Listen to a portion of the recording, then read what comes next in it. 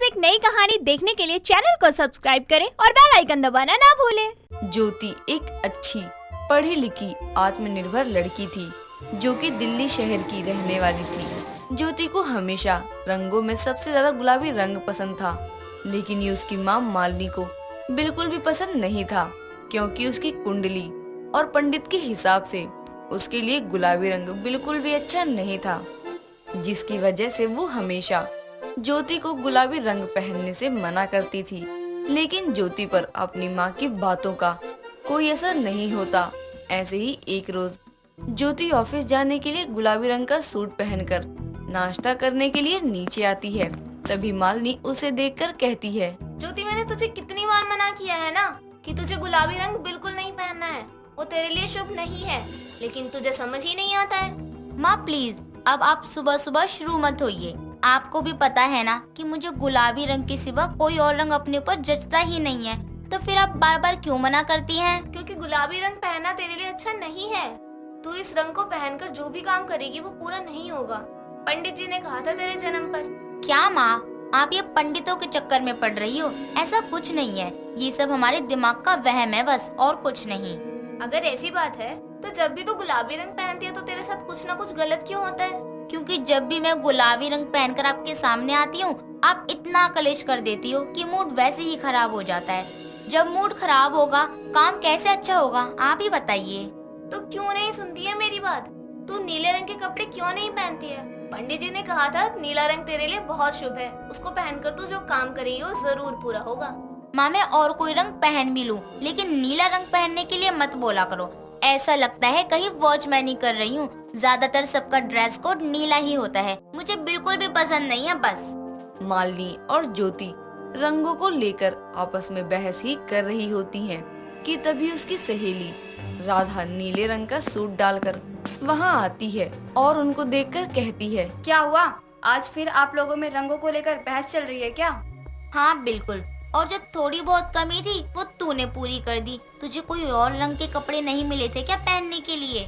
क्यों, इसमें क्या बुराई है? नीला रंग तो ऑफिशियल में ही आता है। क्यों, मैं अच्छी नहीं लग रही हूँ? नहीं नहीं बेटा, तू तो बहुत अच्छी लग रही है, लेकिन थोड़ा अपनी सहेली को भी समझाया करना। वो तो नीले रंग से ऐसे दूर भागती है जैसे कोई भूत देख लिया हो।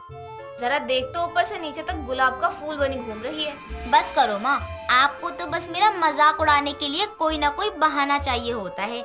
रखिए अपना नाश्ता अपने पास, हम लोग जा रहे हैं, हमारी मीटिंग है। चल राधा। ज्योति इतना कहकर राधा को लेकर ऑफिस के लिए निकल जाती है, जिसके बाद मालिनी अपने घर के कामों में लग जाती है। कुछ समय बाद शाम के समय राधा ज्योति को जख्मी हालत में पकड़े हुए घर लेकर आती है, जिसे देखकर मालिनी घबरा जाती है और कहती है, हाय राम, ये क्या हो गया? बेटी तू ठीक है ना? तुझे चोट कैसे लग गई? आजा, आराम से सोफे पर बैठ जा। आंटी जी, घबराने वाली कोई बात नहीं है। वो मीटिंग से निकलने के बाद हम लोग रोड क्रॉस कर रहे थे, एक गाड़ी वाला मार कर चला गया। हम डॉक्टर से मिलकर आए हैं, ज्यादा चोट नहीं है।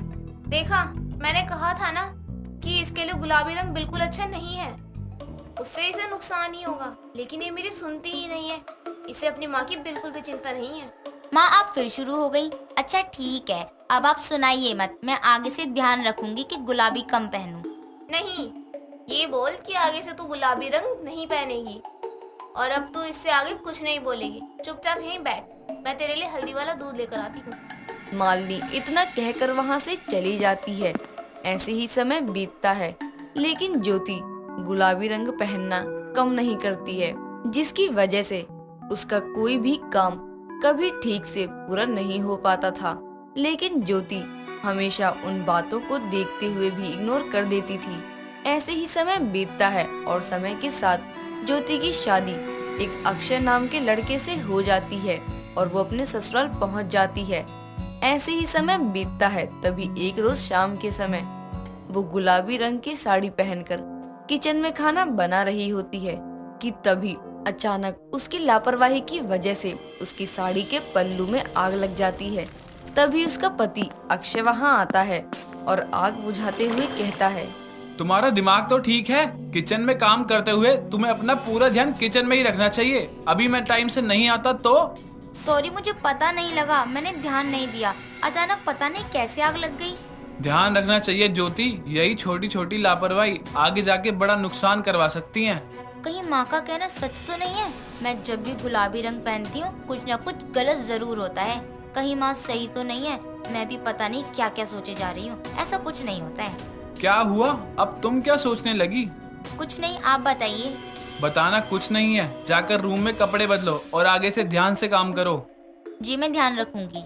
ज्योति इतना कहकर वहां से चली जाती है। कुछ समय बाद सभी लोग एक साथ बैठकर खाना खाते हैं। ऐसे ही समय बीतता है और ज्यादातर गुलाबी रंग पहनने की वजह से हमेशा ज्योति के साथ कुछ ना कुछ गलत होता ही रहता है।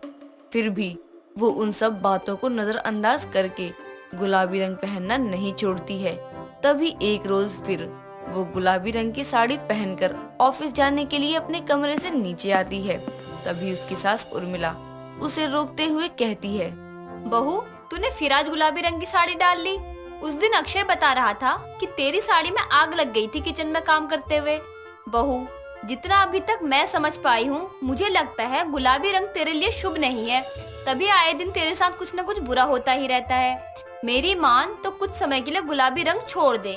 लो, अभी तक तो सिर्फ माँ ही बोलती थी, अब सासू माँ भी शुरू हो गई। माँ जी, वो क्या है ना कि मुझे गुलाबी रंग बहुत पसंद है, इसलिए मैं ज्यादातर गुलाबी रंग ही पहनती हूँ। वो तेरी बात सही है, लेकिन मुझे जो लगा मैंने वो तुझे बता दिया है बहू। बाकी आगे तेरी मर्जी। माँ जी, अभी मुझे मीटिंग के लिए देर हो रही है, मैं आपसे आकर बात करती हूँ, वरना मैं मीटिंग के लिए लेट हो जाऊंगी। लेकिन बहू, साड़ी तो बदल कर जा, कोई और रंग पहन ले, तेरे पास इतनी सारी साड़ियाँ है तो। माँ जी, अब साड़ी बदलने जाऊंगी तो और लेट होगा, सॉरी, लेकिन मैं यही पहनकर जा रही हूँ। माँ जी। ज्योति इतना कहकर अपनी सास की बातों को नजरअंदाज करके अपने ऑफिस के लिए निकल जाती है। जाम होने की वजह से वो मीटिंग में देर से पहुंचती है और उसका लाखों का कॉन्ट्रैक्ट किसी और को मिल जाता है। जिसके बाद वो गुस्से में घर वापस आती है और हॉल में बैठकर सोचने लगती है। लगता है माँ और सासू माँ सही कह रही थी कि गुलाबी रंग मेरे लिए अच्छा नहीं है। जब भी मैं इसे पहनकर कोई काम करती हूँ हमेशा वो खराब हो जाता है। माना इन सभी चीजों को ज्यादा मानकर चलना गलत है, लेकिन इतना नजरअंदाज करना ठीक नहीं है।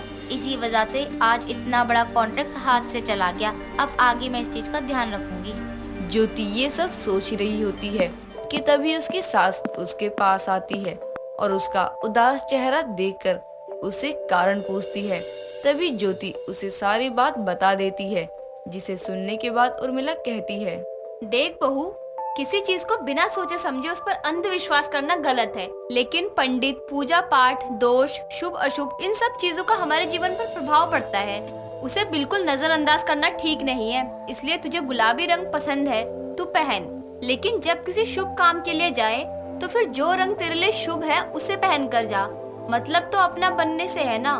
उर्मिला की बात सुनकर ज्योति को अपनी गलती पर बहुत पछतावा होता है कि अगर उसने अपनी सास की बात मान ली होती तो आज उसका इतना बड़ा नुकसान नहीं होता। जिसके बाद वो अपनी सास से अपनी गलती की माफी मांगती है और उनके कहे अनुसार अपनी पसंद का गुलाबी रंग पहनने के साथ साथ अपना शुभ रंग भी पहनना शुरू कर देती है, जिससे उसका गुलाबी रंग पहनने का शौक भी पूरा हो जाता है और उसका काम भी बनने लगता है। सुरुचि एक बहुत ही समझदार और टैलेंटेड लड़की थी, जिसने अपने हॉट फिगर और गुड लुक से कॉलेज के हर लड़के को अपना दीवाना बना रखा था। ऐसे ही एक दिन उसके कॉलेज में निशांत नाम का एक लड़का अपने दोस्त रवि के साथ कॉलेज के कॉरिडोर में खड़ा होकर बातें कर रहा होता है। तभी वहाँ से सुरुचि जाती है। वो देखती है कि सारे लड़के उसी को देख रहे हैं सिवाय निशांत के, जिसके बाद वो उसके पास जाकर बोलती है, आखिर तुम हो कौन जिसने सुरुचि जैसी हॉट लड़की को देखकर उसे इग्नोर कर दिया? आपने मुझसे कुछ कहा? वैसे मैं आपको देखना इतना भी जरूरी नहीं समझता। ओ, सुरुचि से पहली बार किसी ने ऐसे बात करी है। वैसे तुम्हारी गर्लफ्रेंड है क्या? जी नहीं। और लगता है कि कभी बनेगी भी नहीं, क्योंकि इतनी हॉट लड़की तुम्हारे सामने खड़ी है, लेकिन तुम तब भी अपनी किताबों में खोए हो। अरे गर्लफ्रेंड तो क्या, कोई लड़की तुम्हारी दोस्त भी नहीं बनेगी। वैसे आपको मेरी बड़ी चिंता है, तो आप ही मेरी गर्लफ्रेंड क्यों नहीं बन जाती? निशांत का ये अंदाज सुरुचि को बहुत पसंद आता है और वो मुस्कुराकर वहाँ से चली जाती है। और ऐसे ही दोनों एक दूसरे से कॉलेज में बात करना शुरू कर देते हैं और एक दूसरे से अपनी इंस्टाग्राम आईडी भी शेयर कर लेते हैं। बातें करते करते कुछ समय बाद दोनों एक दूसरे से प्यार करने लगते हैं। एक दिन दोनों निशांत के घर से कुछ दूरी पर सड़क के किनारे एक दूसरे को प्यार से आइसक्रीम खिला रहे होते हैं। तभी निशांत की नजर सामने से आ रही एक मोटी लड़की पर पड़ती है, जो कि उसकी खुद की बहन शालू थी। उसे देखकर वो मन में बोलता है, ये दी यहाँ कहाँ से आ गई? अगर इन्होंने मुझे यहाँ सुरुचि के साथ देख लिया तो मुझे कूटना शुरू कर देंगी, इसीलिए निशांत बेटा खिसक ले यहाँ से। जिसके बाद वो सुरुचि को कोई बहाना करके वहाँ से चला जाता है। तभी शालू को उसी के मोहल्ले के कुछ लड़के उसके मोटापे की वजह से छेड़ते हुए बोलते हैं, अरे शालू आंटी, इतना आलू ना खाया करो, नहीं तो एक दिन कद्दू बन जाओगी। मुझे तो समझ ही नहीं आता ये इतना वजन लेकर चल कैसे लेती है। ये सब देखकर सुरुचि को गुस्सा आता है और वो उन लड़कों के पास जाकर उनसे बोलती है, अबे ओ, इसका मजाक बना रहा है? कभी अपने आप को देखा है क्या? ऐसा लग रहा है जैसे हैंगर में कपड़े लटके हुए हो। एक फूंक मारूंगी ना तो उड़ते हुए नजर आओगे हवा में। इसका तो पता नहीं, लेकिन आपके हाथ से पिटने के लिए ना तुम अपनी जान भी दे दे। और वैसे भी मोटी को मोटी ना कहें तो क्या कमसिन कली कहें। तू पहले ना लड़कियों से बात करने की तमीज सीख करा, फिर कुछ कहने लायक बनियो, समझा? निकल अब यहाँ से। सुरुचि की बातें सुनकर वो लफंगे वहाँ से रफू चक्कर हो जाते हैं। जिसके बाद शालू सुरुचि से बोलती है, थैंक यू मेरी हेल्प करने के लिए। मेंशन नॉट यार। और तुम भी क्या पागल लड़की हो? इन सब को सहने की जगह इससे लड़ना सीखो ना। जिसके बाद शालू वहाँ से अपने घर चली जाती है, जहाँ वो अपनी माँ संध्या और छोटे भाई निशांत के साथ रहती थी। शालू सुंदर होने के साथ ही बहुत मोटी थी, जिसकी वजह से उसका रिश्ता अब तक नहीं हो पाया था। लड़के वाले उसके मोटे होने के कारण उसे नापसंद करके चले जाते थे। शालू इन सब बातों को सोच सोच कर अक्सर टेंशन में रहती थी और टेंशन में होने की वजह से वो बहुत ज्यादा खाना खाया करती, जिसके कारण वो और भी मोटी होती जा रही थी। एक दिन निशांत अपनी माँ संध्या से बोलता है, माँ, मैं एक लड़की से बहुत प्यार करता हूँ और हम दोनों एक दूसरे से शादी करना चाहते हैं। पर बेटा, बड़ी बहन के होते हुए मैं तेरी शादी कैसे कर सकती हूँ? माँ, शालू दी के मोटापे के कारण उनकी शादी तो होने से रही, तो उनके चक्कर में मैं क्यों कुंवारा मरूं? निशांत की ये बात सुनकर संध्या को भी लगता है कि आखिर शालू के चलते वो निशांत की शादी के लिए कब तक रुकेगी। इसीलिए वो कुछ दिन बाद सुरुचि के घर वालों से मिलकर निशांत और सुरुचि की शादी करवा देती है। शादी में शालू को पता चलता है कि सुरुचि तो वही लड़की है जिसने उसकी हेल्प की थी। सुरुचि ससुराल में आने के बाद सारे घर की जिम्मेदारियों को संभाल लेती है। एक दिन सब बैठकर नाश्ता करते हैं। तभी शालू को खाने में आलू पूरी खाता देखकर उसकी माँ बोलती है, शालू तू कब सुधरेगी? तुझे कितनी बार बोला है कि कुछ हल्का फुल्का खा लिया कर, लेकिन तू तो मानती ही नहीं। तुझे हमेशा मसालेदार और तेल वाली चीजें ही खानी होती है। माँ, मेरा ये सब हल्का फुल्का और घास फूस खाने से पेट नहीं भरता, आप तो जानती ही हो ना।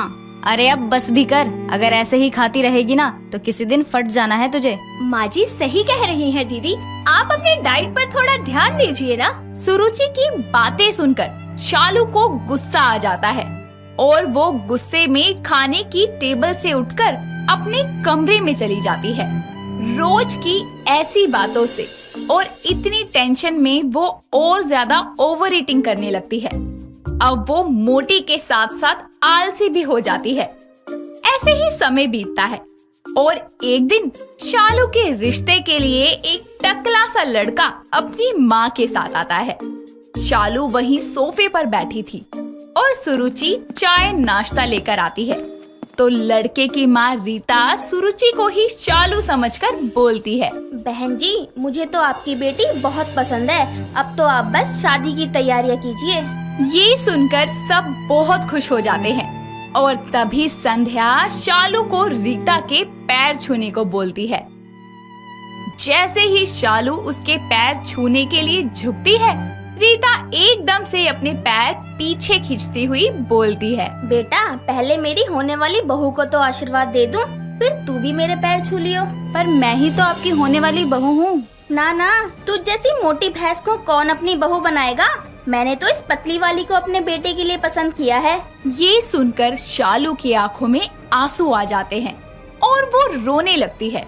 उसे ऐसे रोता देखकर सुरुचि बोलती है, जी देखिए, मैं इस घर की बहू हूँ और आप लोग शालू को यहाँ देखने आए हैं, तो फिर उससे इस तरीके से बात नहीं कर सकते आप। पहले पता होता कि लड़की इतनी ज्यादा मोटी है तो हम कभी रिश्ता लेकर ही नहीं आते। कहाँ इसकी कमसीन भाभी और कहाँ ये भैंस जैसी ननद। अच्छा जी, आपको हमारी लड़की का मोटापा दिख रहा है, लेकिन अपने लड़के का टकलापन नहीं दिख रहा। माफ कीजिएगा, लेकिन अगर आपको हमारी दीदी पसंद नहीं है ना, तो हमें भी आपका ये टकला लड़का पसंद नहीं है। ये सुनकर लड़के वाले उल्टे पांव वहाँ से खिसक लेते हैं, जिसके बाद शालू बोलती है, भाभी बस करो महान बनना, और माँ आप भी मेरे लिए रिश्ते लाना बंद कर दीजिए।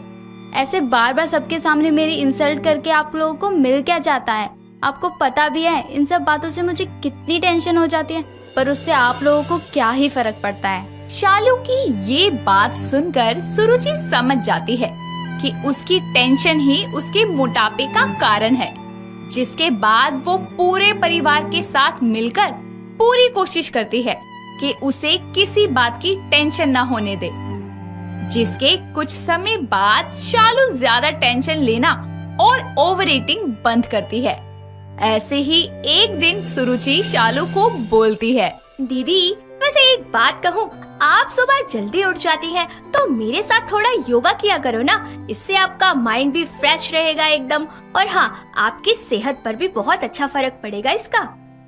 शालू सुरुचि की बात मानकर रोज सुबह उसके साथ योगा और मेडिटेशन किया करती, जिसकी वजह से धीरे धीरे उसका मानसिक तनाव कम होने लगता है और साथ ही साथ उसके वजन में भी अंतर आता है, और ऐसे ही वो मेंटली और फिजिकली दोनों तरह से बिल्कुल हेल्थी हो जाती है।